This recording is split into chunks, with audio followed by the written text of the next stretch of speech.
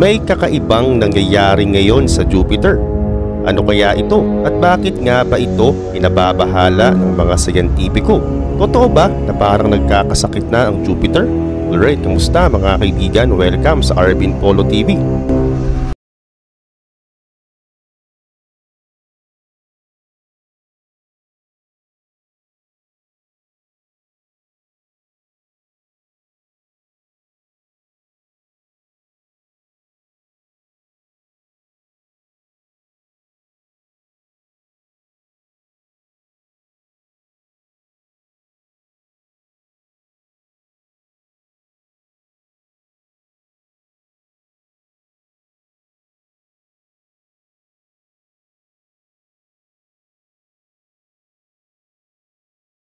Na ba talaga ang red spots na ito? Unang tanong, kailan unang nakita ang red spot? At para malaman natin kung kailan nga ito unang nakita ng mga tao, ay bumase tayo sa ilang mga imahe. Ito ang sketch na ginawa noon ng isang Italian astronomer na si Giovanni Cassini noong 1665. Makikita ang Jupiter na ginawa niya ay hindi gaanong malaki at black and white lamang ito. Pero noong sumapit ang 1711, ay muli itong ipininta ng isang Italian painter na si Donato Credi. At sa pagkakataon na ito ay nagkaroon na ito ng mga kulay. Inakala ng mga tao noon na ang kakaibang spot na ito ng Jupiter ay isang di karaniwang dagat o di naman kaya ito daw ay isang malaking bulkan. Pero sa kalaunan na patunayan nga nila ay isa pala itong puyo ng napakalaking bagyo. Pero teka, kung ihahambing natin ang sinaunang painting at ang kasalukuyang sketch ay bakit tila parang kakaiba? Oo, bakit ang mga spots nila ay di magkakapare-pareho? Ang isa ay nakalocate sa Northern Hemisphere at ang isa naman ay nasa may South. Paano kaya ito nangyari? Sa katunayan, walang kahit anumang bagyo ang kayang tumawid sa equator. Kaya naman napaka-imposible naman itong lumipat. Pero ayon sa ilang pag-aaral, hindi lumipat ng lokasyon ng red spot. Sa halip nangyari ito dahil sa teknolohiya. Ang sinaunang teleskopyo kasi ay nagpapakita ng inverted image o sa Tagalog baliktad na larawan dahil sa optical features nito. At miski nung late 19th century ang red spot ay nakikitang nasa norte pa rin. At dahil nga genius ang mga tao ay nakagawa sila ng mga makabagong teknolohiya dahilan nalaman nila ang katotohanan. Ang Voyager probes lamang ang kauna-unahang nakakuha ng high-quality photos ng Great Red Spot ng Jupiter. At ang mga panahong ding ito, napuna nga nila na ang red spot ng Jupiter ay dahan-dahang gumagalaw kagaya ng mga bagyo na nangyayari sa ating mundo. Pero ang tanong, bakit kakaiba ang bagyo ng Jupiter sa bagyo ng Earth? Ito ang bagyong Irma na nangyari noong 2017 at kung sa space ka titingin, ang bagyong ito ay halos kaparehas ng bagyo sa Jupiter. At parehas din silang counterclockwise kung umikot. Pero ang pagkakaiba nga nilang dalawa ay halos 2 ulit na mas malakas ang hangin ng bagyo sa red spot kumpara sa bagyo ng Earth. Sa Earth ay umaabot lamang ng 345 km/h ang hangin. At sa red spot naman ay umaabot ng higit 640 km/h. At bukod pa rito, ang bagyo ng red spot ay binubuo ng hydrogen, ammonia at mga sulfur. Karagdagan pa, sa sobrang laki din ng bagyo ng Jupiter ay kakasya dito ang 2 o 3 pang mga Earth. Sa kabilang banda, lahat ng kaganapan na nangyayari sa ating mundo ay may katapusan. Halimbawa, ang bagyong nararanasan natin ay may katapusan.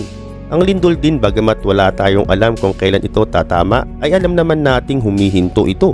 At miski ang dark spot ng Neptune ay tumatagal lamang ng 5 years. At ang white spot naman ng Saturn ay nagpapakita lamang sa kada 30 years at bigla na lamang itong nawawala. At lahat ng yan ay naobserbahan at inaral na ng mga siyentipiko.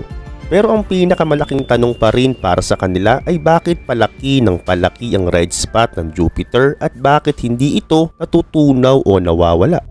At para lubos nating maunawaan ang kabuuan ng Jupiter ay lumapit tayo sa kanya ng gusto. Ano kaya ang kakaiba sa red spots niya? Maniwala ka man o sa hindi, ay lagpas 100 years na nila itong pinag-aaralan. Pero mapahanggang sa ngayon, di pa rin malaman ng mga siyentipiko kung bakit kulay pula ang spot na ito. Kung titignan natin ang malapitan ng spot ay para itong sugat. At naniniwala ang mga chemist na sa loob ng spot na ito ay dito nabubuo ang mga whirlwind. At ang whirlwind na ito ay nagmumula sa pinakalaliman ng Jupiter at saka aangat papataas sa atmosphere. At dagdag pa nila, dahil din sa solar ultraviolet radiation ng Jupiter ay nakakabuo ito ng substance na tinatawag na tholins. Pero ano ba ang tholins? Ang tholins ay merong katanging-tanging dark red shape. At sa katunayan, ang tholins din ang dahilan kung bakit merong kulay pulang spot ang Pluto. Sa madaling salita, ang tholins daw ang dahilan kung bakit nagiging kulay pula ang spot ng Jupiter. Pero ang katakataka para sa mga astronomer, bakit palaging pumuputla ang red spot?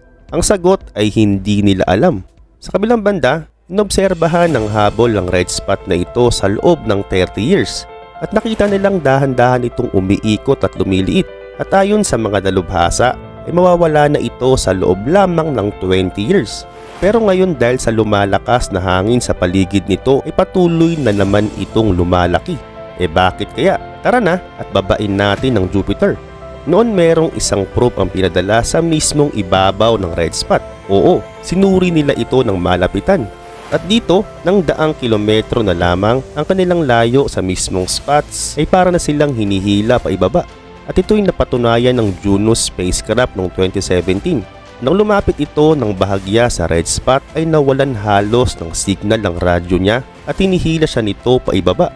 Napag-alaman din nila na meron ditong napakalaki at napakatinding mass concentration. Ibig sabihin pag lumapit pa ng gusto ang Juno sa mismong spot ay mabilis siyang mawawasak.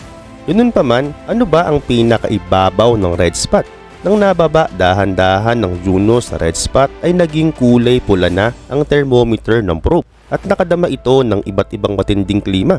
At sa uli, napag-alaman nila na bago ka pa makalapag sa mismong ibabaw ng red spot ay dadaan ka muna sa 500 km na napakatinding temperatura. Ibig sabihin kahit na napakatibay na probe na ang ibaba natin sa red spot ay matutunaw na agad ito bago pa makalapag sa mismong red spot. Oo, ang red spot ay isang napakalaking overheated atmospheric engine kung saan nanatili itong merong malakas na enerhiya sa mahabang panahon. At mapahanggang sa ngayon ay hindi pa rin ito totaling 100% na pag-aaralan ng mga sayantipiko.